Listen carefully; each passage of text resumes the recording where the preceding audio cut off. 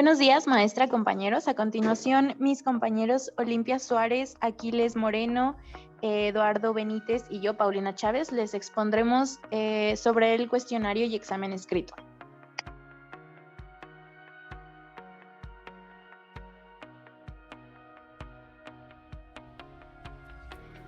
El cuestionario lo conocemos como un procedimiento considerado clásico de las ciencias sociales.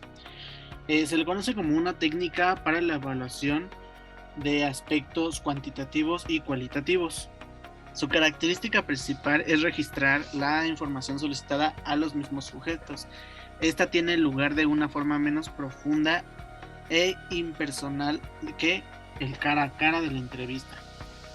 Permite consultar a una población amplia y consiste en un conjunto de preguntas sobre los hechos, aspectos que interesan a una investigación o evaluación.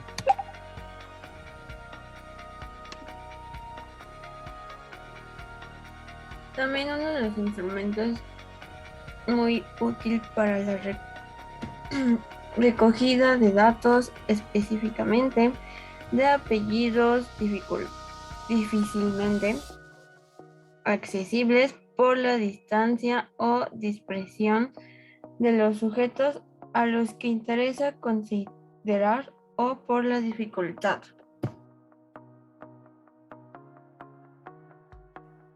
La finalidad del cuestionario es obtener de manera sistemática y ordenada información acerca de la población con la que se trabaja, sobre las variables del objeto de la investigación o evaluación. Debemos considerar que al utilizar esta técnica, el evaluador y el investigador tienen que considerar dos caminos. Estos caminos metodológicos generales consisten en estar convencido que las preguntas se pueden formular con claridad suficiente para que funcionen en la interacción personal que supone el cuestionario y dar todos los pasos posibles para maximizar la probabilidad de que el sujeto conteste y devuelva las preguntas. Los datos que se pueden obtener con un cuestionario pertenecen a tres categorías. La primera son hechos, datos actuales y relativos. Estos se refieren a, por ejemplo, edad, nivel educativo, el dominio del ambiente que lo rodea, vivienda, relaciones familiares, de vecindad o de trabajo, al que su dominio de comportamiento reconocido o aparente. La segunda es de opciones, a las cuales se suman los niveles de información exposición. Por ejemplo, en la mayoría de los exámenes nos dan el A, B, C, D, E, o hasta el E, o si no, caritas. Depende de qué examen nos ven. 3. Actitudes y motivaciones y sentimientos. Todo lo que empuja a la acción, al comportamiento y está a la base de las opciones.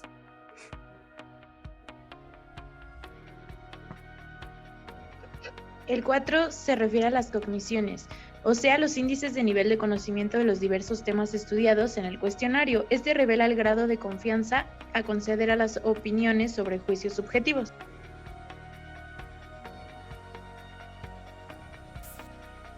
Hay algunos tipos de preguntas a utilizar en un cuestionario. Para obtener información deseada es necesario recurrir a varios tipos de preguntas.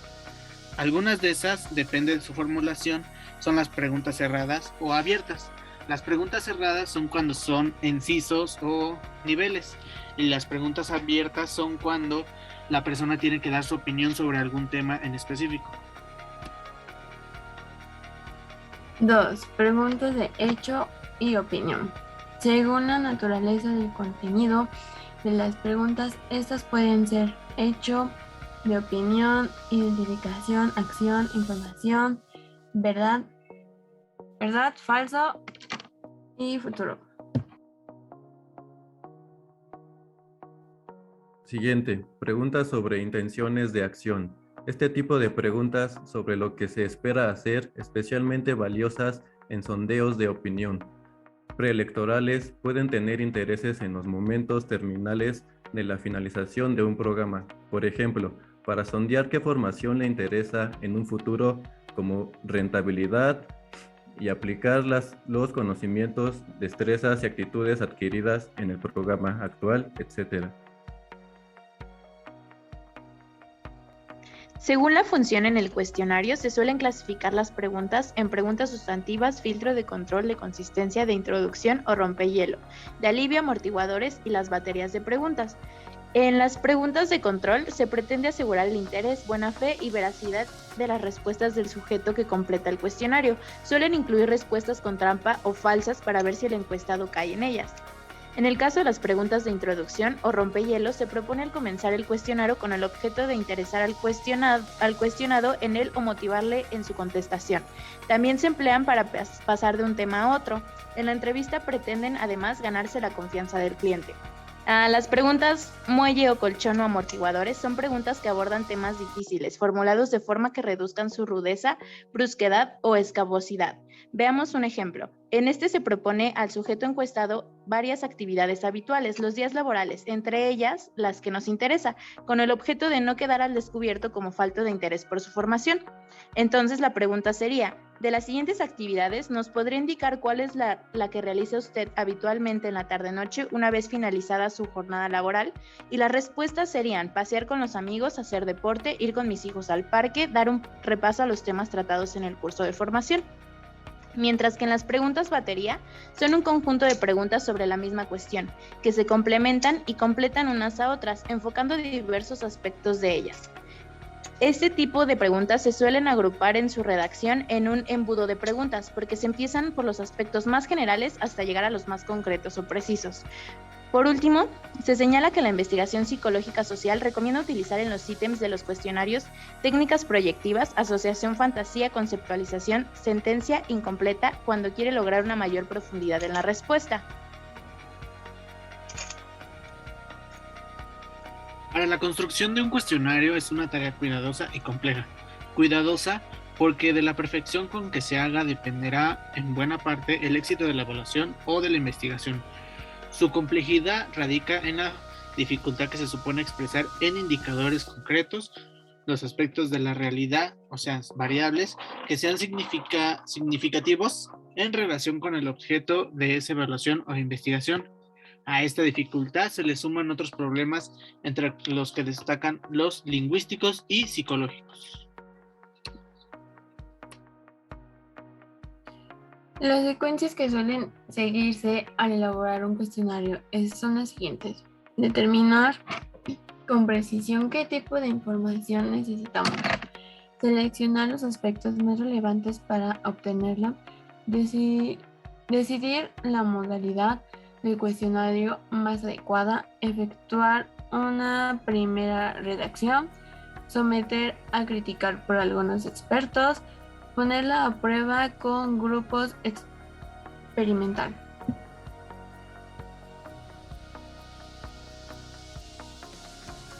Sierra Bravo. Sintetiza estas fases en formulación de hipótesis, determinación de variables a observar, con sus dimensiones e indicadores, y planificación del contenido del cuestionario.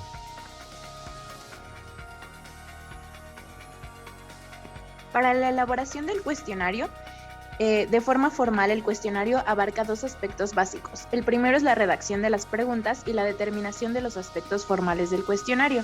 En la redacción de preguntas, una vez definida la estructura del cuestionario, se puede comenzar con la redacción de las preguntas. Es el momento decisivo y en el que lleva más tiempo y condiciona más la evaluación o la investigación. Para que una pregunta esté bien formulada, no tiene que ejercer ninguna influencia en el sentido de la respuesta y no incita a una respuesta inexacta que no corresponde a la información buscada.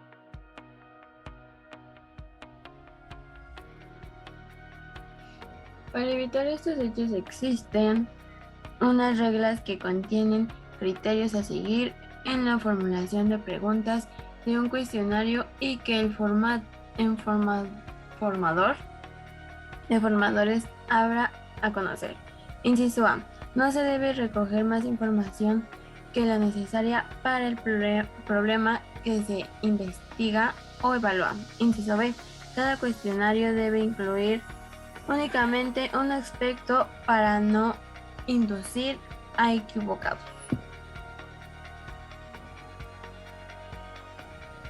Inciso C. Las cuestiones se han de redactar de forma clara, comprensible, precisa e inequívoca. Esto implica lenguaje sencillo, frases de estructura elemental y expresión clara. Inciso D. Los ítems que impliquen determinados conocimientos más o menos técnicos deben ir precedidas de otros que permitan establecer si se poseen o no. Así se evitará que los sujetos contesten al azar, dando la impresión de que los poseen. Conviene, en estos casos, comenzar el ítem ofreciendo la información necesaria sobre tales conocimientos.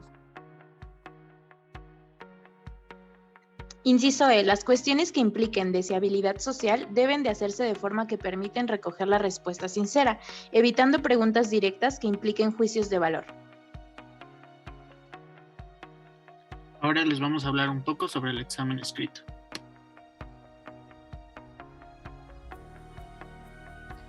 El examen escrito son muy comunes para la evaluación de conocimientos, tanto en la enseñanza, la selección del personal o el acceso a puestos de trabajo de la función pública. Es muy frecuente la evaluación de los recursos de conocimientos y destrezas que una persona posee.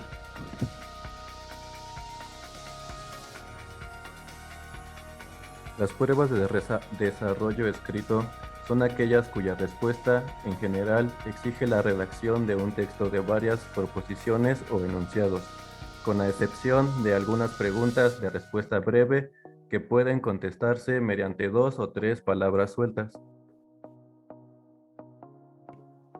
Los exámenes son creados por instituciones especializadas en enseñanza o evaluación de lenguas extranjeras y cuentan con el respaldo de una organización tutelar. Están organizados en forma de sistemas sobre la base de una escala de niveles. A cada nivel corresponde un grado.